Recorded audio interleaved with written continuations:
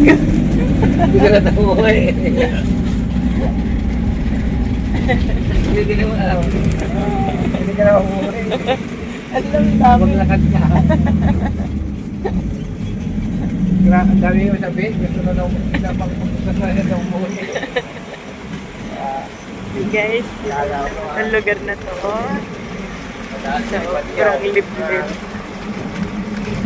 Ikot na naman kami. Ikot-ikot na naman. Tapos pataas. Pakyat. Ikot na naman.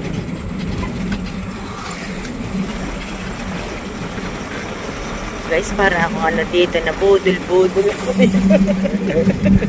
Budol-budol na. Patay na. Dahil na budol-budol na daw. Hindi na. Gusto nyo lang gusto umuwi. Hello, budol-budol na daw. Hello, wala. Ay.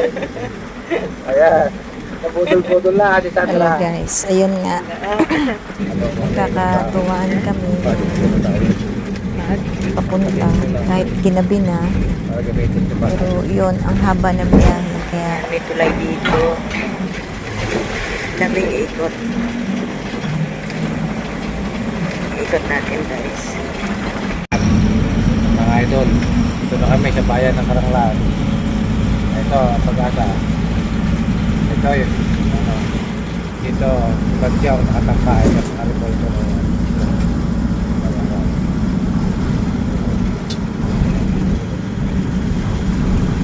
Ayan. Nag-apply ako ng Balibago water dyan. Then ako dito habang sa- tumatakbo yung car namin, nagkukwento si Bansyong Lang, alis ako. mga plans niya para sa future. Hindi na ako magkaroon ako doon. So, nag-doon ako. Tanda na dahil. Tanda na. Pag ano na, pagtrabaho man, relax na lang. Hindi na masyado seryoso. Sementeryo pala to. Yan, Palayan. Yan yung palayan, dyan daw nagtatrabaho yung kaibigan ni Ito na, family. ano, Pansyon. lugar ni Bagyong. Napakahaba talaga ng biyahe namin guys. Sobrang pagod, sobrang init, sobrang Sabi ko ba yung hindi naman gutom eh kasi para lang kami nakaupo sa loob ng ano, kaya lang kumbaga parang yung antok yun ang nakakapagod. Kumangkain, nasak Kaya tayo. medyo nag-slow down kami kasi kailangan namin mag-turn left. Diyan kami pupunta sa pag-iwanan ng Lugar niyo na ito. bagahe ko actually na dinadala ko from Bataan. Dahil sa pagsundo sa akin ni Bansyong doon, dinala ko na yung mga gamit ko. Kaya ito na yung bagong journey namin na siguro God's will na rin na nagkasama kami. Dahil siguro may plano si God kung bakit nangyari to. Napakabilis guys ng pangyayari. Kahit ako hindi ko iniisip na pangyayari to sa buhay naming dalawa. Dahil kahit sabihin na nagkakausap kami noon, nasa tagot kami, pero hindi talaga iisipin na magkakatutok. Dahil maraming man nangyayari na from abroad, relation abroad na hindi naman nagkakatuloy in the real life. Ganun. Pero sa sitwasyon namin dalawa, maybe there is God's purpose yung pagkikita namin dalawa. And here we are.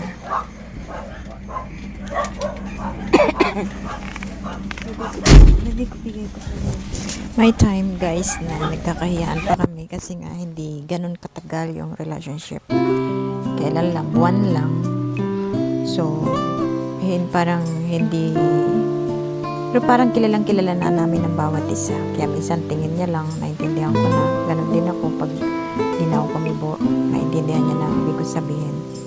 Pero dito guys, ayan, bali, bababa namin lahat ng boxes dyan. Kasi papaki-stay muna namin yung mga boxes dyan, mga bagahe namin. Bagahe ko actually, na galing ng Taiwan. Kasi, tricycle yung dala-dala niya from doon sa bahay niya. At bali, sa Kabayanan itong lugar na to. Iiwan namin dyan yung bagahe at bukas din, namin niya babalagan. Kasi marami talaga sa tricycle at yung car guys, hindi siya makakapasok. Actually, doon sa papuntang lugar ni Bansyong kasi kailangan na rin magpahinga ng driver. Walang tulog yung driver kasi bali 1 o'clock sila umalis na madaling araw ng that day. Tapos gabi na rin kami dumating ulit na Karanglan siya. Kaya kailangan na rin makapagpahinga ng driver. Actually, yung driver is pamangkin ni Bansyong. Kaya no problem naman. Kaya lang syempre i-consider na rin yung pagod mo. Tsaka yung tricycle kasi nandun sa lugar niya. Nandun na sa agrahe dun sa bahay ng driver ng car. Binababa na yung mga bagahe ko na nanggaling ng Bataan na sa pagsundo sa akin may Bansyong doon. Biglaan guys, kaya walang ka prepare. Mabuti na lang naiayos yung mga boxes ko after na inalwas na kasi yan nung dumating. Pinagsama-sama yung mga importante at saka yung mga hindi. Iniwan ko na yung mga kumbaga parang hindi ko na gusto ng gamit ko. At saka ayan, yung mga importante na lang ang dala ko. Marami guys na hindi naka-impake, mga nakalagay lang sa bag, shopping bag, plastic na madalaki. Kasi nga hindi preparado yung mga ginagamit ko everyday. Parang nandun lang sa mga bag na importante. Pinaki muna ni nandito ayun nilalagay yung itinatabi dun sa loob ng bahay yung mga boxes. Kinakamada dun guys. Para bukas din kukupahanin, babalikan din ni Bansyong. Ayan. Ang babait nila guys kasi parang relatives, walang iba-iba rin naman. Mga relatives din naman. Yung pag-iiwanan ng boxes. Napakabait nila guys. Super salamat talaga sa kanilang lahat. Sa mga nagpuyat, sa mga nagbiyahe, mga nagutom, sa pagsundo sa akin. Maraming salamat talaga sa kanila. Nandito po sila. Yung mga ginawa nila sa amin, talagang hindi mo mabayaran. Napakabuti nila. Pasensya nila dahil nagpahintay ako guys. Kasi gusto nila pagdating nila like I think before 7 a.m. yun dumating sila ng Tuesday. Umalis sila ng 1 o'clock ng morning ng Tuesday din. Umalis sila ng Tuesday 1 o'clock sa Karanglan Nueva Ecija. Tapos nakarating sila ng Bataan ng around maybe past 6 in the morning. Kasi medyo naligaw sila or magsi-7 na yata yun. Magsi-7 na yun. Tapos nagpahintay pa ako guys hanggang 3 o'clock ng hapon kasi gusto ko, alis ako na makakausap din ni Bansyong yung kuya ko na asawa ng ate ko. Siyempre, gusto ko rin na family na may makakausap si Bansyong. Na siyempre, kukuhanin niya ako doon. Gusto ko rin na complete yung family ko na makikita siya. Ganon. Na makakausap niya, kakausapin niya para may formalidad na pag-uusap sa pagsama ko sa kanya. Ganon guys. Ayan. Diyan na unti-unti ng binababa. Matatapos na yan guys. Ayan. Matatapos na. Parang ilang na lang. Dito actually guys, nandito na kami sa may tricycle na ang binababa na lang dito Ay, akala ko, sa bumaba video ka na to doon. is yung mga maliliit na bags na lang. Naibaba na doon sa kabilang bahay yung mga bagahe.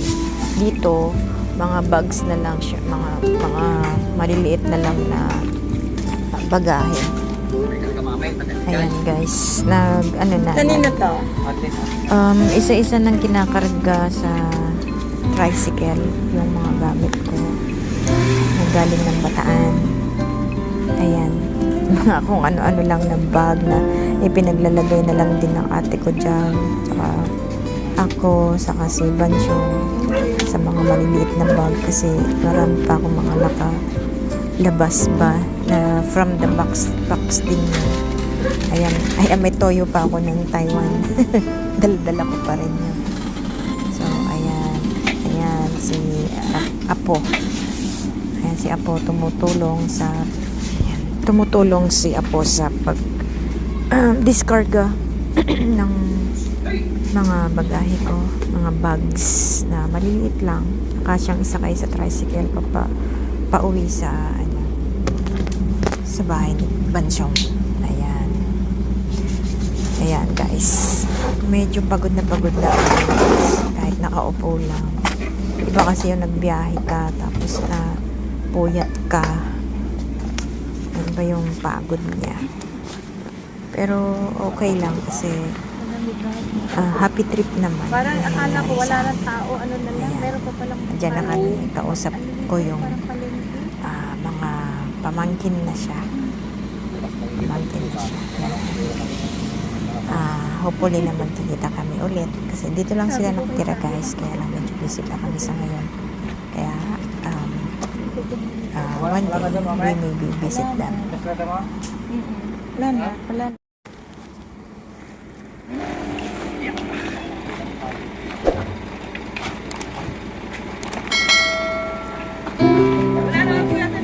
Wala. Ayan guys, sumalubong sa amin yung asawa ni pamangkin dyan. Medyo hindi ko maitutok yung camera guys palagi, siguro na pansin nyo hindi masyado on focus yung mga shots sa Taiwan. 20 years. Yes, itong kami nagkaalam. Yung kaya nakita ni Mama, naging siman siya. Ilan taon mo? Hindi na po siguro.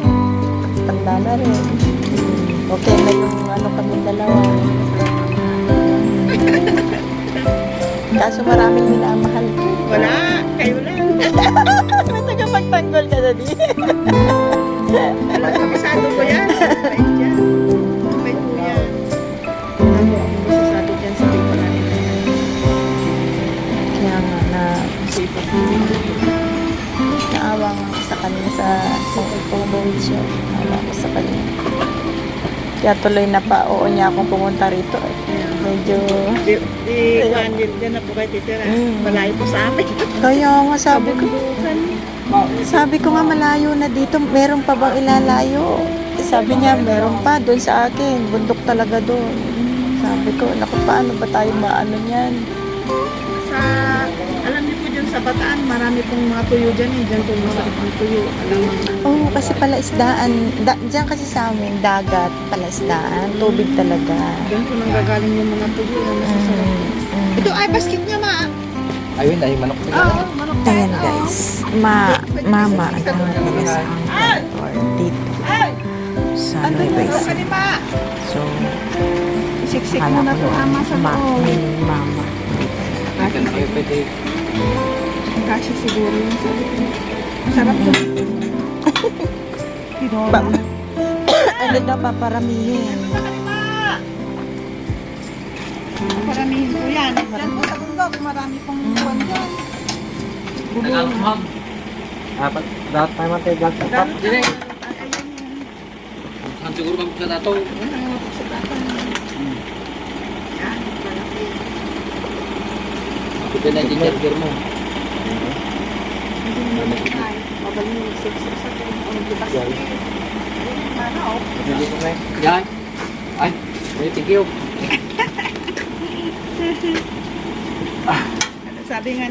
Sabi nga nung pamangkin ko, wala pa daw silang tulong, nag-inom pa daw sila doon. Bayan. Pwede naman na kaya, ano, mabaling na umunong basta. Oo, Muray magdadrive no, siya. kahit hindi ako lasing, makakamoy nila sa kwan. Sa tollgate. Ay, ganun. Kaya nga tinatanong ko siya bakit. Sana magtagal ka dito sa amin ha. Oo naman. Nagkagarit lang ako ah. Pag ano, Kaon na pasyal ka lang dito. Kapag wala kang kwan. Pag nainip doon sa bundok, Opo, pag nainip ka, punta ka lang dito. Alam mo naman kung bakit.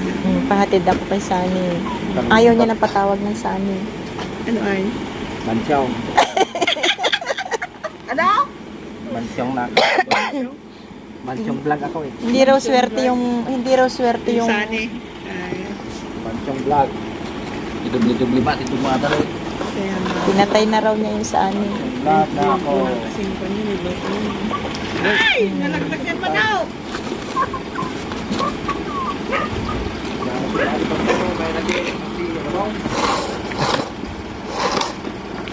Labong? Hindi ko makain daw kumain ng labong sa luyot. Hindi pagka kwan Palaka ho. Palaka medyo. ayaw niya. Ginulat, siguro kung dadahan-dahanin niya ako, kakain naman ako. Mga Ginulat, Binigla niya ayaw. pinakain ako ng sabaw. Tapos ang sarap talagang linamnam, kala ko manok. Tapos parang nakulang pa ako. Sabi niya, kuha ka doon sa kasirola. Pagbukas ko ng kasirola, ganun yung palaka. Ay,